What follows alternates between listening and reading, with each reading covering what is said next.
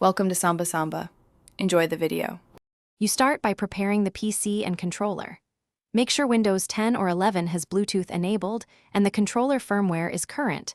This avoids driver mismatches. Once done, power the controller on with the Xbox button. Then press and hold the small pair button on the controller until the Xbox light flashes rapidly. This puts it in Bluetooth pairing mode. Finally, on your PC, go to Settings, Bluetooth and Devices, and click Add Device, so the next slide can show selecting and connecting the controller. You will now select the controller on your PC. In Add a Device, choose Bluetooth, then pick Xbox Wireless Controller from the list. Make sure the controller's light is still flashing.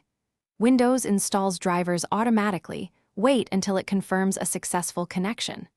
Once paired, open the Xbox Accessories app to check firmware.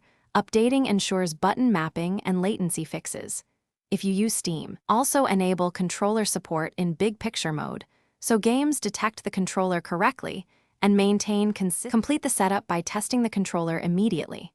You can use the Windows Game Controllers panel or Steam's controller test to verify buttons, sticks, and triggers respond correctly. Make sure Bluetooth is left on. The controller should auto-reconnect when turned on near the PC. If pairing fails or inputs are laggy, update your PC's Bluetooth adapter driver, move closer to the PC, or plug in via USB-C for a quick workaround. If problems persist, restart Bluetooth services or try the Xbox Accessories app again to reapply firmware. Thanks for watching. Consider subscribing if we helped you.